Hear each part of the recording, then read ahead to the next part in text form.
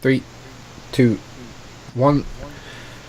James Coulter, nice to have you on the old podcast, my friend. It's nice to be welcomed. So, me and James have been friends for a long time now. How long is it now? We met at Thorpe, didn't we? Yeah, when I was 16, I'm now 21. That makes it 5 years? Yeah, 5 years. 5 years. Feels longer than that. It does. Feels like we've done a lot in that 5 years as friends. We have indeed. We've been to a lot of theme parks. That's primarily how we met. And he decided to go on a bit of an adventure last week. So we're going to talk about that. But for now, let's just talk about what you've been up to, like, before you decided to make this big decision to change this part of your life. So I've been at university for past 3 years now, and I've kind of like been struggling getting on with it. Mm-hmm. So, which a lot of people do, but they just crack on with it, don't they? They just try and do it, but then they end up doing something that they don't want to do. Yeah. Yeah. So it came to that point with me, and I was like, it's been something that's been on my mind for a while, and I've had in my mind since before even going into sixth form, let alone thinking about uni, looking into the Merchant Navy. So I've now decided to stop with my current university degree and join the Merchant Navy. Well, you know what? Props to you, man, because to make a decision like that is it's a big one. It's going to affect the rest of your life. And from what you've told me so far, I don't want to give too much away yet, but this is going to be a pretty fun podcast. So it is. You was living in shared accommodation for uni, weren't you? So you was living in a house with your housemates. Yeah. So in my first year, I was just with people that I didn't even know. There was 5 of us in total, including me. Yeah. And then the last 2 years, I've been living with 5 people again, but all my friends. And I've downsized since then and gone to a little flat with 2 of my friends instead of You said 5 you've of us. downsized, but you've upped the class, haven't you, a bit? Yeah. So... I'm not in a student area anymore. Yeah.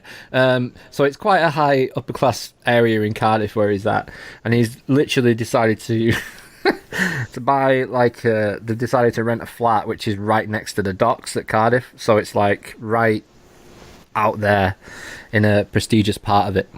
And well, what I find funny about this is that you've only been there for how long have you been there for now? About 2 months. Yeah, so you've only been there for 2 months, and I've seen your Instagram post and your Snapchats about like all the views and stuff that you have from your flat, and then literally 2 months later you're out at sea for 5 days on a yacht.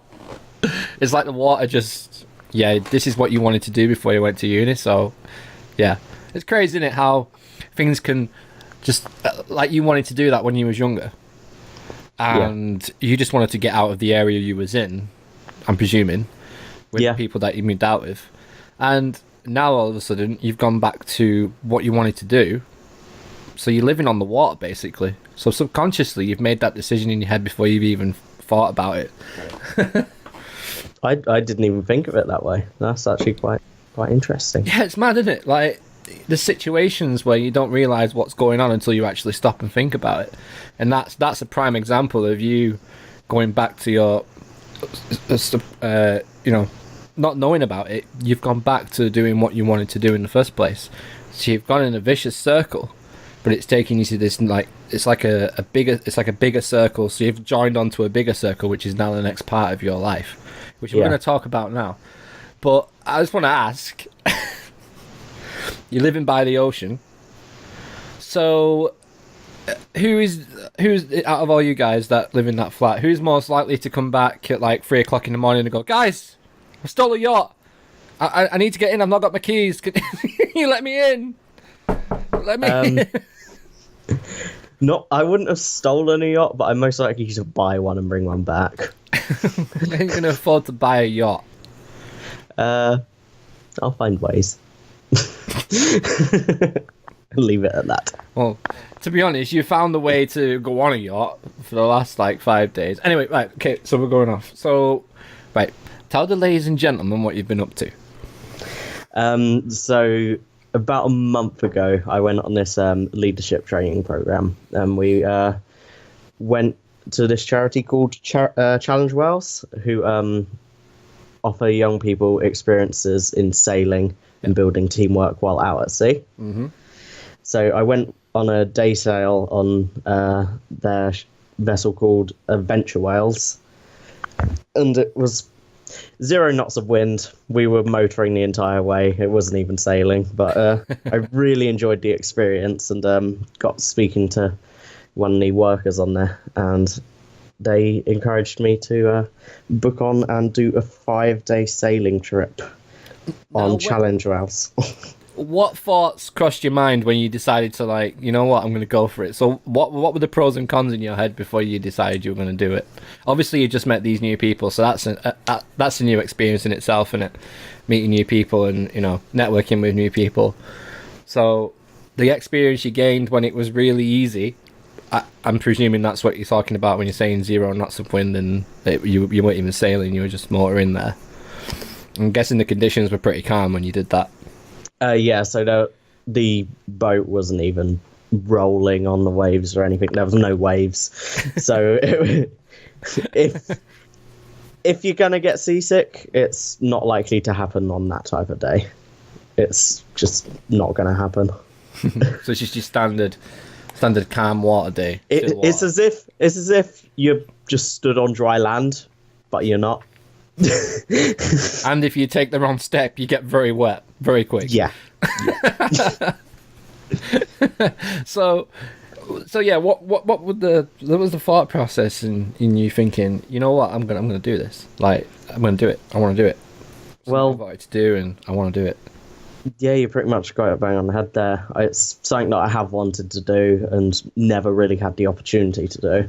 So when the opportunity presented itself, I just thought, why the hell not? Like, it's not costing me much, I might as well. Did it ever cross your mind that you might, like, fall in? We might just have a weather bomb, and you'll end up in the middle of a hurricane, just on some yacht, just spinning around in the ocean, just off the coast of Great Britain. Did it ever occur to you that could happen? Because I have to admit, right? I'll admit right now that I'm not fond of boats. Like, the most I will do is, like, Salou to, I can't remember where it is. I think it's Tarragona. Yeah, it's not Tarragona. It's somewhere anyway. It's a little glass bottom boat you get in Salou to Camberwells. That's it, Camberwells, and that is about as far as I will go. I don't swim in the sea because I don't want to get eaten by things. That's it just scares the shit out of me. Like, it's weird because when you're in a swimming pool, you look up, you can see, like, the sides of the swimming pool, but when you're in the ocean and you look back, it's like, oh my god, there could be anything in this. It just keeps going and going for as long as you can see. Absolutely anything in it, and you just don't know. And they also got bit in the bollocks by something as well when I was younger. Well, I think I got bit, or I just caught some coral or something while I was in. I think that was in Salou as well. Actually, I definitely had a jellyfish swim past me as well. I picked up a jellyfish by accident. What do you mean by accident? What, do you think it was like a floating piece of paper or something? I thought it was a floating rock. For the benefit of the podcast listeners, I just nearly spat my brew everywhere. But didn't sting me. I realised my mistake pretty quickly and threw it about 20 feet away from me. was it like a discus throw, or was it like a over the head sort of, oh fuck, what's this? Ah! Sort of moment? More of, because I had it in both hands, it was kind of a like basketball pass just straight out from my chest. Just like, nope. You just passed the jellyfish. Yeah. I just passed the jellyfish. Can you imagine that in the NBA? Yo, Michael, what? What the fuck's this?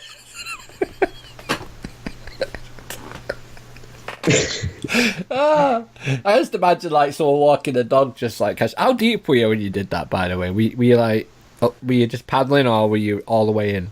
No, this was it was like down at a little kind of beach, and I was literally like knee deep in the water. So it wasn't that deep. Please tell me you did. No, actually, tell me you did hit someone with it. No, there was no one else in the water, actually. Oh, man. It was quite a quiet place. I can't believe you chest passed a jellyfish. We're kind of getting off topic here, aren't we? Yeah, but it's for, it's turned out well, hasn't it? Okay, anyway. So, as I was saying, did you ever think like there was going to be some dangers of doing this? That's basically what I was getting at before we decided to talk about chest passing jellyfishes. Well, obviously, I had the thought of kind of like, if it gets a bit rough, there's the likelihood of me going overboard, kind of stuff like that. But then, from like speaking to the people, because these thoughts came through my mind when I was still on the day sail, and I wonder how much worse it could be than this still water.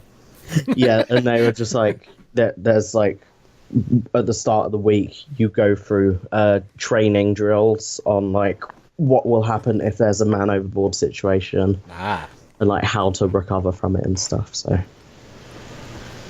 cool. So kind of like the fears ended up just kind of answering themselves, and then I just was looking forward to it. Right. Okay. So the morning comes. You're going on this mad adventure, which I consider just crazy, by the way.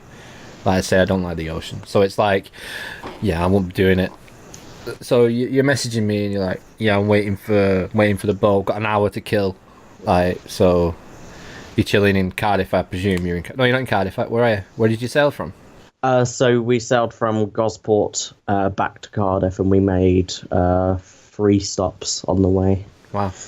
So I was at that point. I was down in Gosport and just waiting to kind of meet up with the skipper and that, and then head on board because that night we were staying in Gosport, and then we were leaving the next morning. What time did you leave in the morning?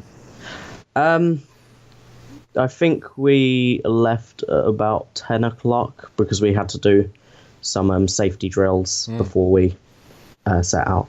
Them ones you were just talking about, people going overboard and stuff. Yeah, so it was literally someone lies down on the pontoon, and you do a man overboard rescue. Just not so in nobody the water. actually just jumps off the yacht and just goes, yeah, I'm the one that needs help. No, so it was all kind of like practice, but it's good to practice situations like that and talk about them because it could happen. Yeah. Not likely, but it could. Yeah, it's like when you get on a plane and they go, the exits are here, here, here, and here, but nothing's going to happen. Yeah. So, right, over to you then.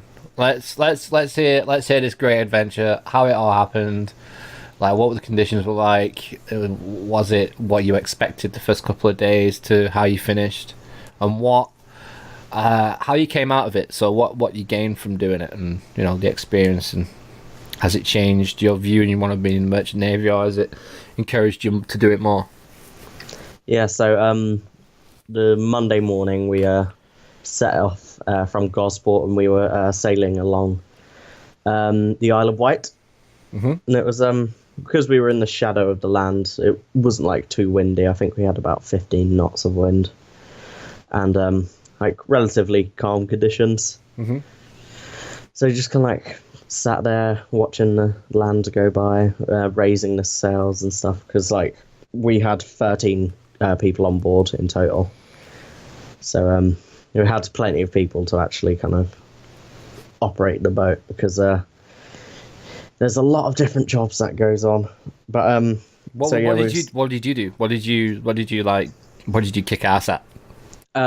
So I started off the week in what's called the snake pit. That sounds nice. It's where all of that's the mosh pit. That's, by the way, just for viewers that don't know, that is what the mosh pit is called at a Metallica concert, is the snake pit. No, so the snake pit on a yacht is where all of the sheets and halyards, which are the ropes, go back to. So where it's where you'll kind of like winch the mainsails and to kind of like do all that stuff. So I ended up starting the week in there. Ended up trying my hand at helming, which is steering the boat essentially. Oh, how did you do at that? I got complimented by the skipper. Wow. On my helming. Nice. Yeah. I'd done a little bit of navigation, had a look at plotting our position on charts. I've done that. I've done it, but I've done it on Xbox. That's about as far as I get. Sea of Thieves, which you actually told me before we started this podcast that it's not too far off. Like the way they built the mechanics of that game compared to like when you're actually on a boat. Yeah, sort of thing, yeah. Some of the mechanics do actually overlap. So in terms of being at the helm, so steering the boat, did like delay and stuff. Yeah, there's a bit of delay, and the fact that as you're going over the waves, the steering wheel is trying to.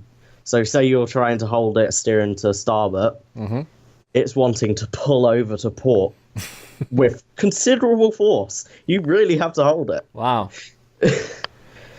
So yeah, we set off. We were going past the Isle of Wight, and just as we got past a point called the Needles, which is kind of like it's the end of the Isle of Wight, and there's a few rocks and stuff. Hence the name the Needles. So were you threading the needle then, basically? Pretty much, yeah. But after that, because we were then out of the shadow of the land, the sea started to pick up a considerable amount. Wow. And I was fine above deck. I was fine, getting along, and we just had lunch. So what did you have for lunch? Like, I want to know, because what obviously had on board, man. Did they have good supplies on board? Yeah, we had sandwiches the first day, I think it was. So kind of like just some ham and salad sandwiches, some tuna ones. I think there was some salmon ones at one point. Fresh? No, tin salmon, unfortunately. You have to catch your food, boy. But yeah, so we just had lunch, and it was my watch's turn to wash up. Okay. So I ended up going below deck, stood in the galley washing up. Oh no. And it started to get rough and wet as well upstairs. So everyone was coming down, getting on their oilies, which is waterproofs. And they're like, "Oh, here's your lot," and I'll just leave it in the saloon. I'll put them on when I'm coming up. Yeah. I ran up onto deck without my oilies on. Oops. And no, I actually didn't get wet. It wasn't too bad, but okay. I was sat on the leeward side, which is the side lower down, closer to water, for about an hour. Ooh. Just needing to spew. Oh man. Oh no. But I was holding it. Yeah. And then there was one lurch that we done, which is where the front of the boat dips down as we crest a wave. And I lost my lunch. Found out that I need to chew my food more. And the skipper even said that. Yeah. You're gonna choke to death if you don't chew that bread properly, man. It wasn't the bread, it was the ham. The ham? Yeah. Chew the ham. But yeah, what was it made out of? How do you not chew ham? Maybe you should take smoothies on board. And a blender. Take a blender with you. Like, you don't want to plug that in. So yeah, the first day, as we were heading towards Weymouth, was quite rough for me. I ended up spewing 4 times. And wasn't helped by the fact that I only had 2 hours sleep the night before. Yeah, that doesn't help. So if you don't sleep and you start throwing up, your energy really depleted in energy, don't you? Like really depleted. Yeah. I know it's slightly off topic, but I've got an issue at the moment. Every time I sneeze, I feel like I need a nap. I'm like, oh, not again. Oh, fuck, I'm knackered. Should probably go to the doctor about that. It's weird. And then about 2 minutes later, I'm like, I'm full of energy again. It's like when I sneeze, it's like I just need to go to sleep. It's weird. It's proper weird. Yeah. That probably wouldn't be any good. That it's like be like Rowan Atkinson in Around the World in 40 Days. Just falling asleep randomly because I've sneezed. Yeah, I'll get the sails. Oh no, ring on, James. You have a go. I need a nap for 24 hours. Oh god. Yeah. So after that, I ended up just kind of like lying up on deck for the entire day, just feeling like crap, to be honest. Oh, were you regretting the decision then when you felt like that, or were you thinking, "Oh, it's going to pass. It's going to pass. You've got to stay positive"? Yeah, I was kind of like, it's gonna pass. Because this is day one, isn't it? This is this was day one. It was a rough start to the week, and like obviously at that point, because I hadn't actually taken anything for seasickness at that point. Brave. I couldn't then because I'd just thrown up and felt like I was going to throw up again. So if I took anything, if I throw up again, it's not going to make any difference. So you're stuck in a catch-22. You could feel good for about 10 minutes, and then all of a sudden you throw it up again. Yeah, so I was just lying up on deck, and they raised my spirits a bit. We ended up because the whole having boat a throwing up competition. The whole boat. Who could get it in the bucket? No, we were told, don't worry, just get onto the leeward side, and just if you need to throw up, because if it goes on deck, they have hoses, so just hose down the deck. Prepared. But yeah, so I was just laying down, and then they put some Bob Marley on. Because there's a speaker system on board. Oh, that sounds awesome. So it was just kind of like... And I sat up and we were just looking out at the Jurassic Coast going past with Bob Marley. It was really nice. It was like quite sunny as well, but a bit quite windy and breezy. Yeah. So yeah, the first day, quite a rough start. It did cool down, didn't it? Because we're talking now on the 20th of August 2018. For the last 3 months in the UK, we've had nothing but blazing sun. Yeah, it got to the point where if... during the week that we were sailing, if it didn't rain in Cardiff, we wouldn't be going back to Cardiff. Right. Because they would not be able to open the locks to let us in because the water level in the marina was that low. Yeah, so we had a hosepipe ban that was going to come into play on the 16th of August. It's the 20th now, and they've moved water from one reservoir to another. They've installed a new pipe system, and what they've done is they've moved the lower water into the lower reservoir, which has got more water in, obviously, because they can't get it in from opening the gates, like you said. So what they've done is they've piped it down. So now there's one reservoir that's absolutely full. So the hosepipe ban has stopped, and we've had quite a bit of rain actually for the last 2 weeks. Yeah. Now, but when we were talking, before you went, we were talking about like how you're going to sea now, and it's we're checking the weather forecast, and you're like, oh my god, it's gonna be cloudy and shit, basically. So, yeah. I mean, first day, as soon as you get out of the shadow of the land, it gets bad. So after your Bob Marley and, you're chilling out a bit and you're getting used to your sea legs and all that, did it calm down a bit? Yeah, so as we went past, it was kind of like a river exit, and it got really rough. Yeah? There was a lot of riptide. Wow. But once we got past that, it calmed down a lot, because that was as we were getting towards our first stop, which was in Weymouth. Right. So we arrived in Weymouth, I think it was about 7 or 8 o'clock in the evening. And once we got there, obviously had to take down the main sail, take down the head sails, and kind of like get them covered up for the night. So did you sleep on the boat? Yeah.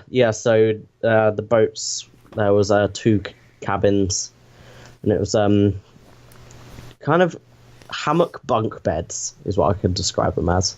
Comfy? They're basically hammocks, but like stacked one on top of each other, essentially. Were they comfy? First night, no. Okay. Hence the 2 hours sleep. But after that, once I kind of like figured out how to get comfy in them, I would rather have one of them than my bed, to be honest. They're actually really nice. A water bed. So yeah, we arrived in Weymouth. I was happy to see dry land. As soon as we were allowed to, I got off the boat and got in the shower. Yeah, did you throw some anti-sickness down you then? Did you like try and prepare yourself for the day after or whatever? No, so the anti-sickness, because it was the skipper that was prescribing me them. Oh. He wouldn't give me them until the morning of us leaving. Oh, okay. I couldn't take it the night before. Ah, right.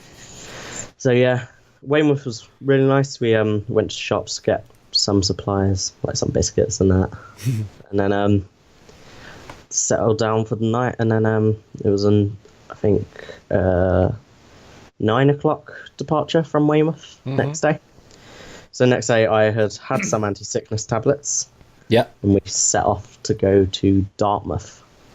Was our next port of call. How far was that then? That was about 70 nautical miles. Okay. The whole trip was about 370 nautical miles, by the way. So what's that in miles then? So a nautical mile is about 1.1 miles. Okay, so it's just So- over it then. Yeah, it's just over a mile each. That's so, quite a lot to do in one day on a sailboat.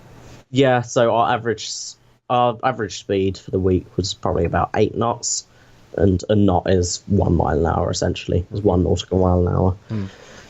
So yeah, it was a good usually about 10 hours sailing a day. Did it feel slow?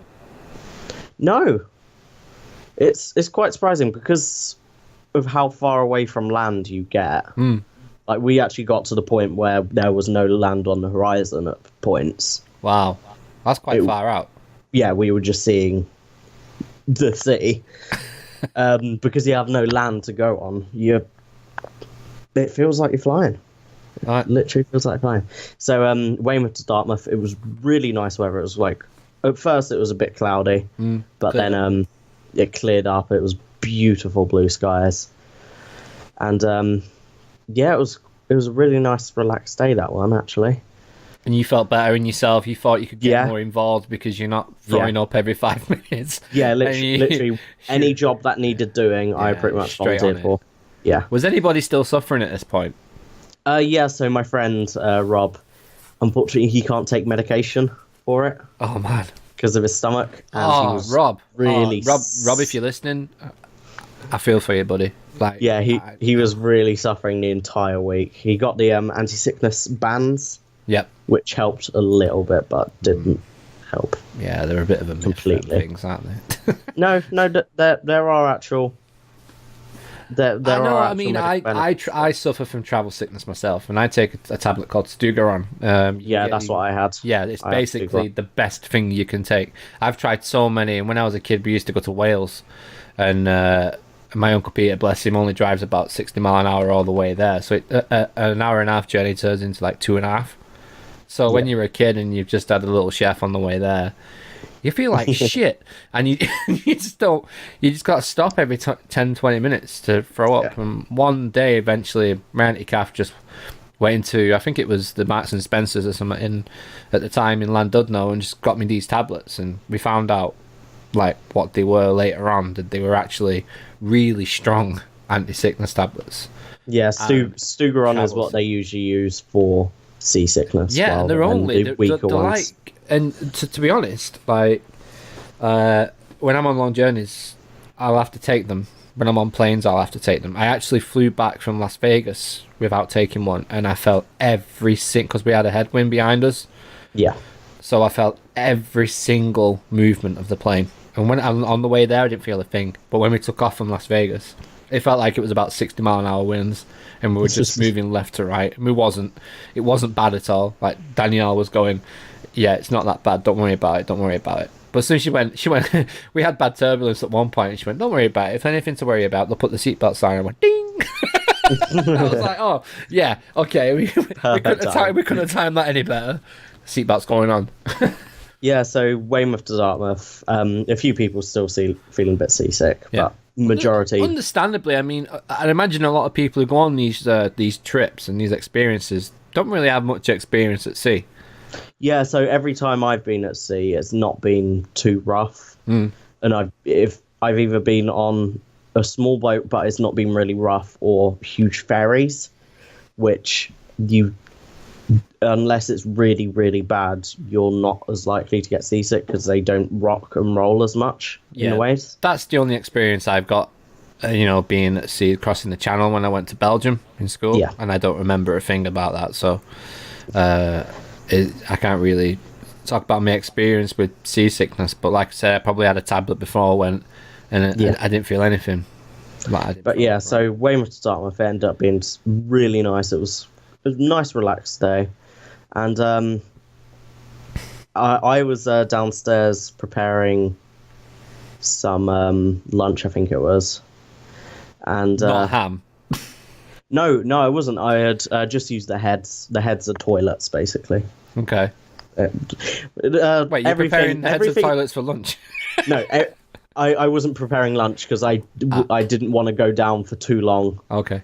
on that day, because just in case I felt a bit sick, because you're more likely to feel seasick below deck than up on deck Wow. because you don't have a horizon to look at Oh yeah. Okay. to center yourself. Yeah. So I went down, used the toilet, and just as I was coming back up, they're like, "Oh, you just missed it. We saw some dolphins out on the horizon." Oh, fuck off! What? Great. Yeah. So Ah. cool. Thanks, guys. Yeah. So sat up on deck. A couple hours go past, and someone notices a splash. You look out, Jaws. and no, not Jaws. We ended up having a pod of dolphins playing in the wake of our boat for half an hour. No way. They were swimming under the boat, jumping up right next to us. People pay thousands and thousands of pounds and dollars to have an experience like that. Yeah. Wow, that's incredible. I'm guessing that's quite rare. Did the captain say that was a rare occurrence, or? It's not super rare, but the skipper, I wasn't near him at the time, but one of the crew, she had been on board for 2 months, and she said, yeah, she's seen dolphins out on the horizon. Wow. But that day was the best ever dolphin encounter that she has ever had. That's got to be saying something then. So about 2 months and that one day, half an hour experience, that's not a big ratio to see it every time, is it? Yeah. That's awesome. Yeah, so that was an amazing experience, and it just put everyone in a great mood. Yeah, I bet for the rest of the day. Did anybody get any footage, or were you not allowed to take your phones around? So phones, if you're busy doing something, so if we're having to raise sails, put reefs in, stuff like that, Yeah. no phones, because you need to have your hands free. You need to be concentrating. But if you just sat down relaxing, by all means, take some photos. So did anyone catch the dolphins? Yes, one girl, she got some really, really good photos. I just tried to film some footage. The video I've got, in the very first second, right in the distance, you see a dolphin going back in the water. That is it. So Best camera is the camera you've got, James. It doesn't matter about the footage. I didn't get anything, but I'd rather just have the experience rather than ruining it by taking photos. Absolutely, especially something like that. So yeah, we set sail. We done 70 nautical mile trip to Dartmouth. Really nice, and yeah, it was quite a relaxed day. And then from Dartmouth, did you get off at Dartmouth? Yeah. So we went on land, kind of had a little explore. I didn't use the showers there. Apparently, they were really bad. Oh. And the skipper, I'm not going to go into the details of the story, but he used the wrong showers. Okay. He ended up in the females. That's all you need to say for that story. That's a whole other story. It was hilarious when we found out. But yeah, so Captain PP. So yeah, we got into Dartmouth, and where we were actually moored up, we had to leave earlier the next morning because where we were moored, you had to leave by 9:15, I think it was, because the ferries then use that mooring point. Oh God! So you're sharing these waters with big ferries? Yeah. So the ferries weren't running like as we were moored up because we got there quite late in the evening. So yeah, it was a 8:30 departure the next day. And so an earlier departure. So was everybody like, "Oh man, this is too early"? Like, everyone was knackered, and proper bummed out. They've had to go. What makes it even better is from Dartmouth was our long sail. So the 2 trips that we've done were about 50 nautical miles and 70-ish. Yeah. The next stop was 170 nautical miles away. Holy shit! In one day. We were going all the way round the south coast past Land's End to Lundy Island in the Bristol Channel. We were sailing in the end for 29 hours. Wow. Non-stop, 29 hours. Oh my God. How did your body cope with that?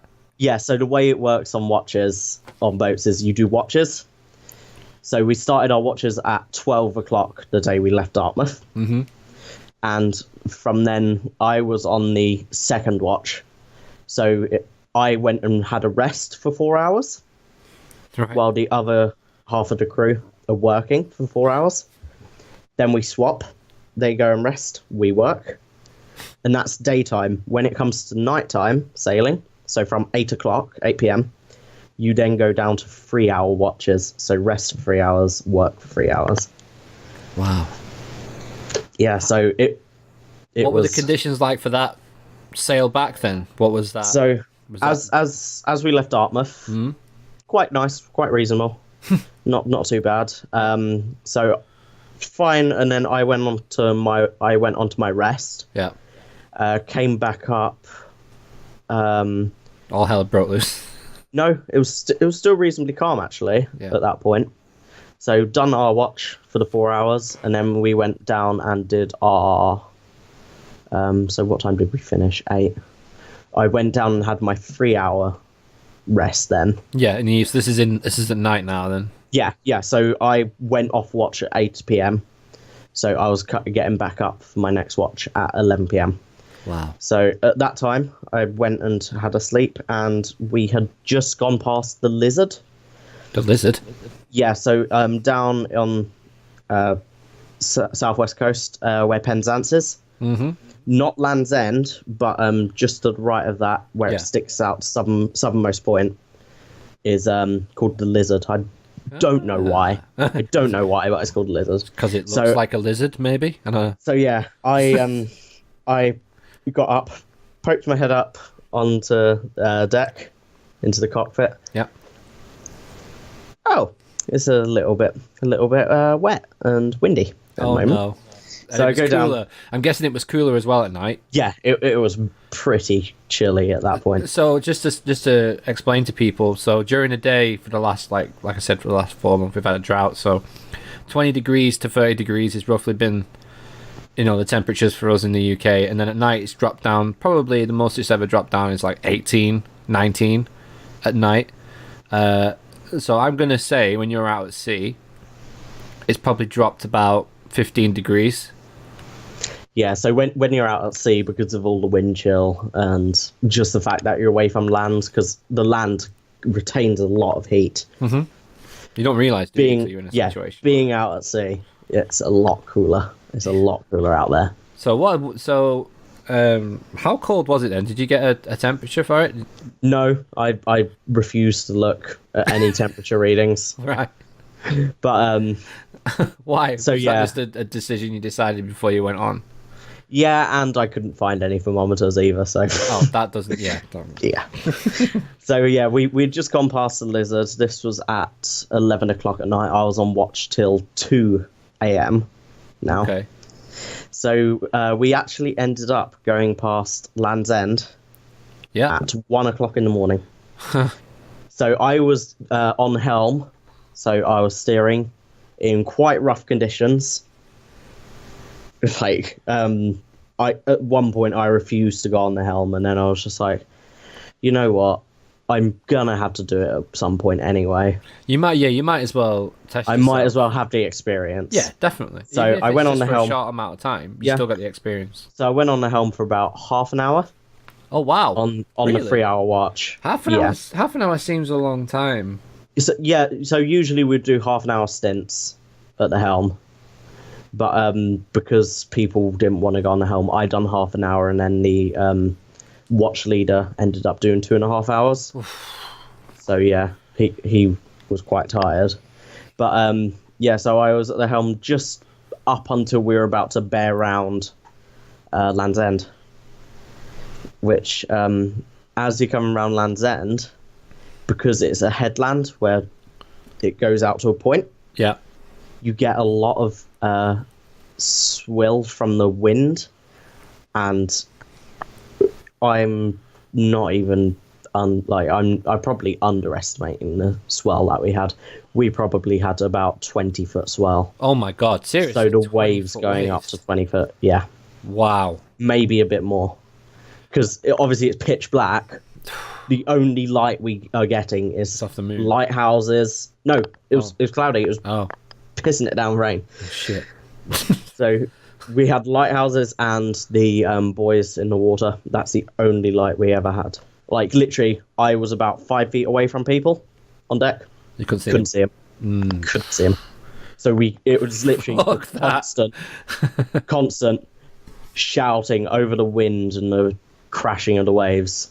Are you guys okay? Mm-hmm. Just to make sure everyone's still on there. board. Yeah. But when it comes to night sailing, even if it's not rough, we have these things called jackstays, which is a line running along the entire length of the boat. Right. And you attach yourself on. So you kind of harness yourself on like they do when you walk up lift hills on roller coasters sort of thing. Yeah. Right. Yeah. Bright orange tether line, hook you on. You're not going anywhere. Did you ever shit yourself when you had these big waves coming towards you? I don't mean physically shit yourself. I mean, like, did you get a bit concerned about like what's going on, sort of thing? Because you've never experienced this before. This is a new thing. A bit. So, because when someone's at the helm at night, you have the person at the helm, and someone has to go and sit next to them. Yeah. In case they take a tumble, you grab them while also grabbing the helm. Such a lovely way of describing someone falling over. Take a tumble. Yeah.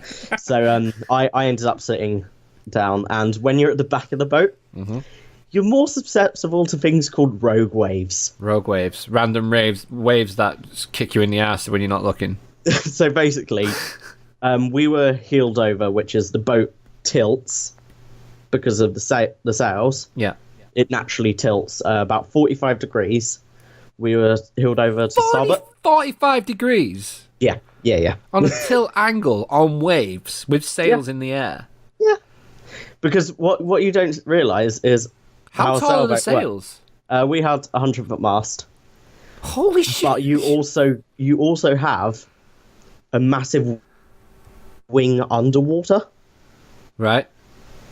It's called the keel. It's literally a wing that goes straight down. That's what gives you the buoyancy. No, it's what propels you. Oh, right. Because if you take like... Oh, it cuts the water then. So yeah, if you take a coin and put it between your fingers... Yeah. Basically... Everybody do that who's listening to the podcast. That'd be hilarious.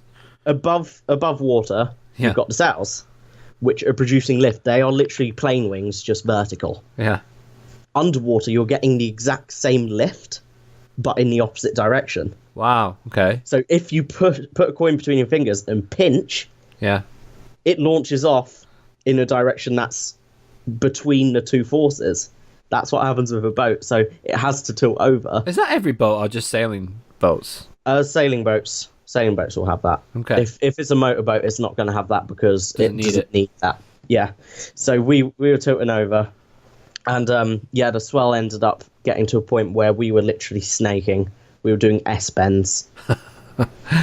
So we would go up a wave. And you'd have to we were doing hard port with the helm to literally ride down the back of the wave. Wow, so you were drifting. Jumping. So you were drifting down the wave. So you know surfers, they surf a wave? Yeah. Boats do that too. we were literally surfing. You were surfing a wave on a sailing boat with a 100-foot sailing mass on it. Yeah, so and also when it comes to that point, we had the wind picked up quite a lot as well. We ended up getting up to, I think, 25 knots of wind.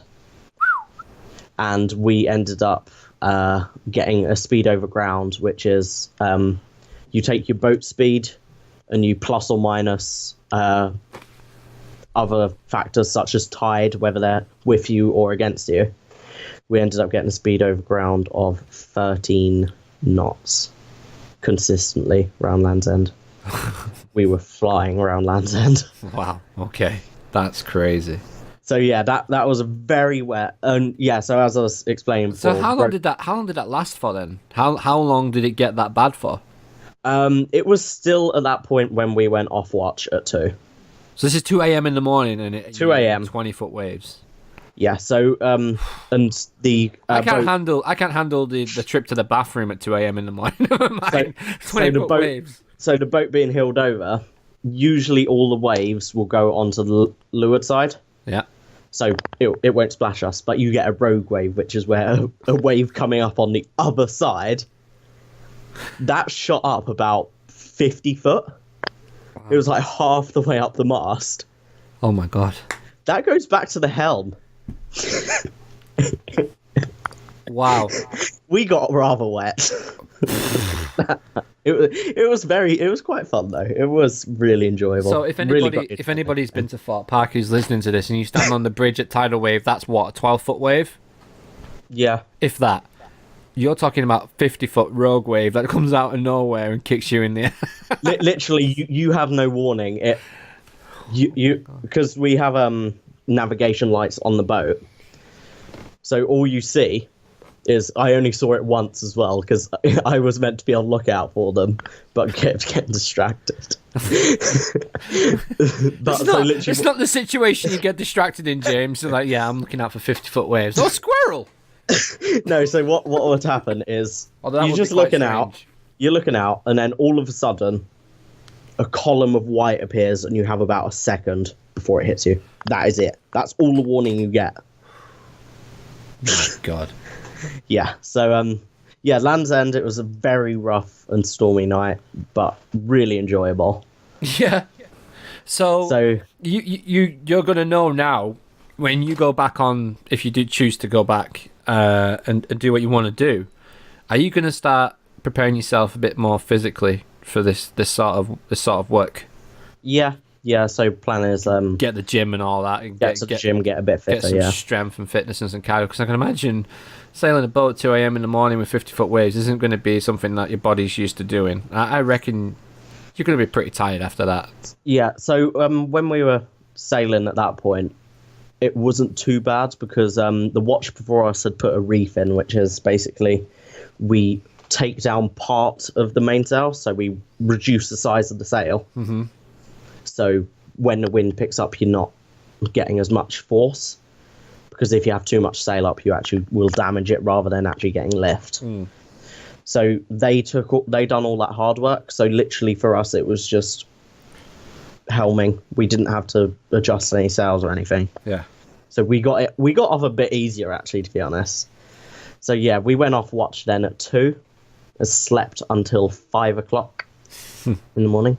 So we got up at 5, and it had calmed down considerably by that point. It was freezing though, absolutely freezing, because all my clothes that I'm wearing are still wet through. Yeah. So I'm going back up on deck. It was, I was shivering. Yeah. So this is what we're talking about. So like when you're out at sea, a lot of the temperatures and a lot of the weather, the weather that we get out inland actually comes from the sea, and it's a lot worse out at sea before it hits land. Yeah. So so what you're experiencing is probably what someone in Scotland's experiencing on a farm, like close to the edge. Yeah. Like really cold temperatures. So we done that, and then so we had our watch between 5 a.m. and 8 a.m. Yeah. So it wasn't too bad. Sun started rising. It was really cloudy, so it was literally at one point it was night and then it was day. Didn't see a sunrise. But at that point we actually started spotting fishing pots. Right. So buoys, which we had to avoid because they could get trapped in our propeller. So we were on watch for them for quite a lot. So they got nets underneath the buoys? Yeah, so they got nets, and you also get lobster ones, which are literal lines going all the way down to the seabed, and then lobster cages at the bottom. Are they planned out so ships can navigate them, or are they just there? Like someone's just gone out with a net and just... They're not marked on maps at all. Wow. It is literally a case of keep an eye out for them. Keep an eye out for a giant lobster coming up at your head and clipping your eyeballs out. Little thing, because when we're out at sea, we have to obviously keep an eye out for them. Don't ever release helium balloons. Ever. Okay. Because bad enough, like they actually cause a lot of issues in the sea. Helium turtles balloons? Yeah, because they'll float up. Oh, of course. At a point they pop. Yeah. They come back down. Turtles, fish, pretty much anything you have seafood wise has plastic in it now, or rubber. and we actually fought what was a fishing buoy that we were going to go straight into.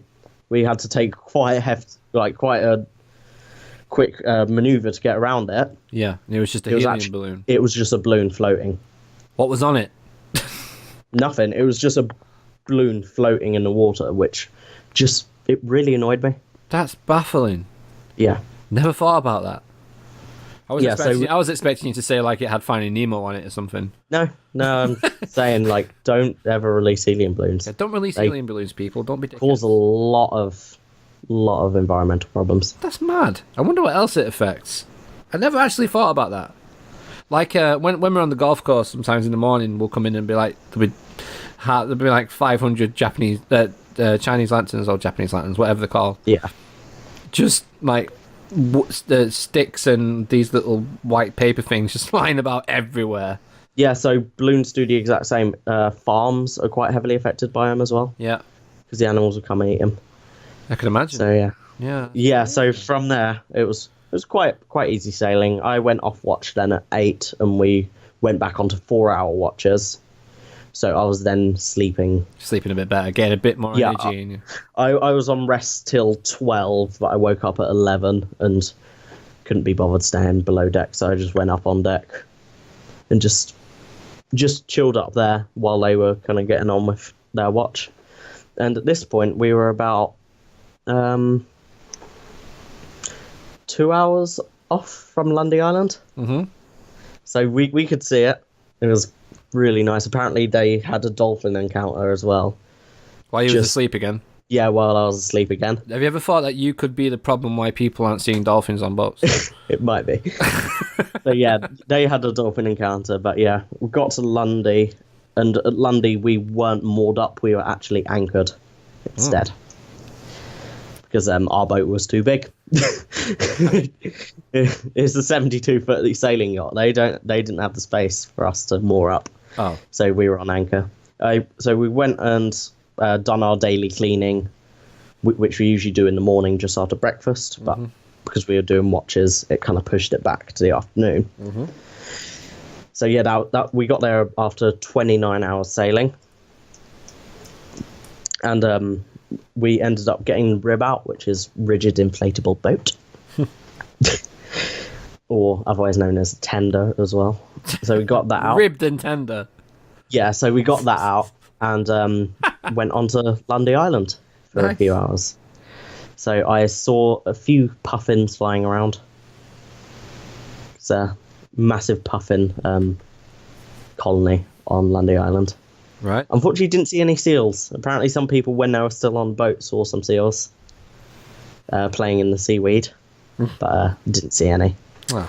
But yeah, so Lundy, an amazing island. I really want to go back there. Apparently you can go into the lighthouse. We thought it was locked. Didn't realise we could actually go up to the top of the lighthouse. Right. So I want to go back there and do that. That'd be cool. So yeah, from Lundy we ended up, after the night, drawing playing cards 1 through 7. Because we're a commercial vessel. Vessel. You have to do things called anchor watch by law. Right. Which is a couple people. We done an hour and a quarter. So they get up for an hour and a quarter, and every kind of 15 minutes pop their head out and just check a few markers on land to make sure we haven't moved and we're not dragging anchor and moving out of place. So I ended up getting 7 on that, which means I was going to have to get up, do an anchor watch, and also make a cooked breakfast. Ah. Yeah, not so fun. Yeah, you draw the shit straw. Yeah, but then people were asking, if the tides are okay, is it possible for us to leave earlier to get back to Cardiff earlier? Mm. So Skipper went and had a look at the tide tables. And it was like, yeah, we can leave at 6 o'clock in the morning. So very early start to get back to Cardiff for about 3 o'clock. Wow, so you did that then? People agreed, and because of that, we didn't have to do cooked breakfast. So my getting up at like 5 o'clock in the morning ended up being, okay, James, all you have to do That is sounded go up. like you tried to persuade people to go home early so they could get to Weatherspoons for the breakfast at 3 o'clock instead. They didn't even tell me that my ankle watch would change because of it. Right. And I didn't mind either way. Oh, yeah, of course. But yeah, so they said, all you have to do is rig our anchor light, which is a light that we have on overnight that other vessels can use to check against. Basically the same as the markers on land. So I went and rigged that, and I had to do anchor watch until the official ones started at 10 o'clock, and then I could go to bed. While other people were getting up at like 2 or 3 in the morning. Oof. Yeah. No. So yeah, Lundy Island was great, and then a nice early start on the Friday morning. Easy sail? So we ended up getting up.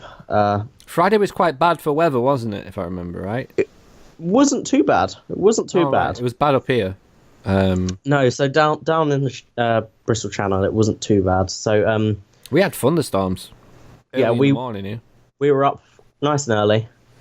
Saw a beautiful sunrise, like best sunrise I have ever seen in my life. Wow. It was amazing. Nice. And we were literally sailing towards it. So set sail. It was a 10-hour journey, I think, again. Mm-hmm. So set sail. The wind was quite odd that day, though. It kept shifting. Yeah. Between 20-degree increments. Wow. So as we were on the course, the wind would shift, and we would have to adjust our course to get the wind back in our sails. Just like Sea of Thieves. Yes, so it was shifting quite a lot, but that's because we were heading up a channel. Right. It was just getting funneled. But yeah, so it wasn't too bad. We had quite an easy sail that day. Had some nice bacon and egg sarnies for our lunch. Nice. The skipper cooked up some nice bacon. Sweet. So yeah, a nice sail up the Bristol Channel, and as we were just coming up to Barry, we had a call on the radio. Right. And it went like this: Challenge Wales, Challenge Wales, Challenge Wales. This is Adventure Wales. It was the sister vessel was actually out sailing that day. All right. And we met up pretty much. All right, cool. We ended up doing some close passes. They took photos of us on board. Oh, awesome. That sounds mint. So yeah, we were kind of like sailing around each other, and they ended up following us in to the locks, and they couldn't fit into the same lock with us because Challenge Wales is a huge boat. Is it? It's a 72-foot sailing yacht. That's length. Wow. So yeah, it's a rather big boat. Wow. It's the biggest boat that actually enters Cardiff Bay Marina. It's the biggest boat that goes in. Wow. So yeah, they ended up following us in, and we had a nice clean up, got all of our stuff off, and then said our goodbyes on the Friday night after 5 long days. I bet you were. It's nice to go away, but it's always nice to come home, isn't it? Yeah, it was quite odd coming back to Cardiff. I was like, it's weird being back here now, even though it had been 5 days. Yeah. Did it go quick? At the time. No, that's a stupid question. No. Yes and no. It's a stupid question, but do you see what I'm trying to get at? Like, did it feel like it was a drag, or did it feel like it was... No, it didn't feel like a drag, but it was really cool. Weird, because of the... Like, especially when we went on to watches, because you're sleeping so often throughout the day, you feel like it's been an entire day when it's only been, like, 10 hours. Because you're just so tired. Because, no, not even because you're tired. It's because you've slept so many times. Right. It's really odd. Just having naps every 3 or 4 hours. Yeah, every 4 hours having a nap. So, wow. Yeah. That's crazy. But, yeah, it was amazing experience. That sounds awesome. So, you've done this experience. are you still going to go ahead with what you want to do in the future, which is join the Merchant Navy? Are you still going to do that? Yeah, so it's always been kind of like my plan since I've looked into it properly. Yeah. To get a career towards super yachts rather than like the cargo side of the Merchant Navy. Mm-hmm. So working either with privately owned super yachts, because rich people like their boats and like having crew on the boats. That's true. Very true. Or working on chartered vessels, which means public can come on and be passengers. Yeah. So yeah, I wouldn't do that. If I can actually get onto a sailing super yacht, that would be amazing. Yeah, that'd be awesome. That'd be an amazing experience. Yeah. And the skipper of the boat, actually, I was speaking to him, and his career was in the Merchant Navy. Right. And he said, if I have any questions, need any advice. Did he give you any feedback at the end? Yeah, so I got complimented on my helmsmanship. Helmsmanship. Yeah, so You can steering man of the that boat. wheel. Yeah, so it's because of like the waves and stuff. You'd think, oh, you just hold the wheel in that position. Nah, it throws you around. Top up. No, it will throw you around, and quite often, to sail straight, I actually had to have the wheel turned starboard quite a bit, so the rudder could counteract the wave and the wind pushing us. Yeah. Stay on a true course. So I found steering by heading, so steering by the compass, was easier. Like Sea of Thieves. Yeah, rather than steering to the For wind. anybody wondering, we have played a lot of Sea of Thieves together. That's the only reason why I keep saying Sea of Thieves. Yeah. It's the only sea experience I have with James. But yes, steering to the wind is a lot more difficult, because if it accidentally swings too much, you'll either accidentally tack, which is when you have a headwind. Mm-hmm. Tacking accidentally, not too bad. The mainsail will kind of swoop over a little bit to the other side of the boat. No dramas. Yeah. But if you've got the wind behind you, wind astern, you will jibe. Now, What's jibing? so when you're tacking, you don't have the sail out too far. It's quite centered on the boat. Mm-hmm. When you've got wind behind you, the sail is pretty much 90 degrees off the side of the boat Oh shit! at points. It's clotheslining people as you go past. So a jibe means the boom of the sail swings from one side of the boat 90 degrees through 180 degrees to the other side. It can literally tear boats apart. Ever heard the saying, shiver me timbers? Yeah. That's a term to describe jibing. Right.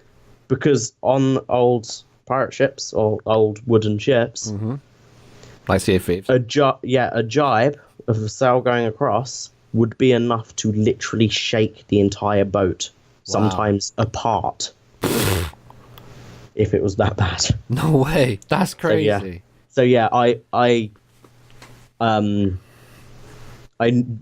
never got close enough to accidentally jibe. I lost wind out the sails a few times, but I never got to the point, which Never isn't shook the too boat bad. in half. It's not too bad for my first experience. That's good. yeah. That's good. So, are you going to go back on another day trip, another week trip, or are you going to wait now until something bigger comes along, or are you going to try and explore more options as well, like more day trips and more testing conditions? Like, I can imagine there's some trips where you can go out there and it's really, really tough sea, and that'll give you some proper experience. Or are you just gonna... I feel like what I had was enough. Was probably like a moderate conditions, to be honest. Apart from the 50-foot waves. It can get a lot worse than that. Yeah, I can imagine. But I feel if you do a day trip, you're not going to experience stuff as much. But I actually did get offered by the skipper and some of the other crew in a week's time, going back on another 5-day trip back to Lundy Island, actually. Wow. You can go in the lighthouse. Yeah, and see the Cardiff, seals and the dolphins. From Cardiff. to Lundy Island and then back, All right, okay. which we did in a day. We did Lundy to Cardiff in a day, but they're going to stop at other ports. So this is going to be a bit more of a chilled sort of sail. So yeah, this would be channel sailing rather than open sea in the Bristol Channel, in the English Channel. You're going to do it? Still deliberating, and obviously I need to have the money together to do it. Yeah, that's not easy when you're a student like yourself. Well, money doesn't come easy. Not even a student anymore, just unemployed. That's true. That's true. Yeah. I'm sure the right thing will come along, and I think you're going about it the right way, trying to gain experience before actually having the pun jumping in at the deep end. But you've had a lot in that 5 days. I mean, the way you're talking about it is if you've been doing it all your life, like the way you're mentioning all the phrases and the way you're talking about how the boat moves and how the swells affect the boat, and the way you've been like at the helm in really tough conditions. Yeah, you've probably got more experience than a lot of people have from that trip. In the conditions that we were sailing in, going around like Land's End type of way, all the young people, if they wanted, could go to the helm. I was the only young person that wasn't crew to actually take the helm in them conditions. So have you uploaded any of these pictures that you took on any social media like Instagram or... Right. I have uploaded them to my Facebook, and over time I'm going to be uploading some to my Instagram. All right, so do you want to plug your Instagram then? What's your Instagram account? I shall. Let me just... I've got here jcoulter997. I'll just search for James Coulter, or if you've got me on Instagram, go through my friends list and just type in James and he'll come up. I have my account on private, but just send me a follow request and I'll accept you. All right, James. Thank you, for sharing that experience with us, and really appreciate you coming on the podcast and talking about it. Oh, another thing that I want to plug quickly. Oh, go on then. And is the company, the charity that I've done this experience with. It's a charity called Challenge Wales. Challenge Wales. And their website is challengewales.org. So if you live in Cardiff, you can get involved and actually get a slight discount on the trip, the cost of the trips. Mm-hmm. But you don't have to be a Welsh resident or anything. You just have to live in the area. But you don't even have to live in the area. Oh, okay. Anyone can get involved with it. Yeah. And if not Challenge Wales, I know there's a Portsmouth-based one that they actually moored up beside us. They attached to us, and we were literally the exact same boat as well. Just with a different logo on. Yeah, just with different logos. So we ended up chatting, and they were doing a 5-day non-stop trip. Yeah. Wow. Yeah. So they have some based in Portsmouth. Just kind of have a look at your any marinas near you, see whether they have any sailing. Yeah, go for it, guys, because this sounds like something you're gonna do, and then maybe it's one of them things you have to do for yourself to actually realize how much you like it and how much you enjoy it. A word of advice: take anti-sickness before you go on board. Yeah. Even if you think you're not going to get seasick, like I did. Yeah. Absolutely. But I would advise taking anti-sickness no matter where you're traveling. Just take some travel sickness pills. It'll save you. If you have to throw up in the back of a car, you're going to look like a right knobhead. So, right. So thanks a lot for coming on, James. Make sure you all subscribe to this podcast. I'm not sure what. If this is on YouTube, make sure you subscribe to the channel. Follow me on all social media at Luke Cage, and follow James at James Coulter on Instagram. Like he said, he's got a private profile, so just send him a follow request and he will accept or not. Depends who you are. So thanks for listening, and we'll see you down here next time. Thanks, guys.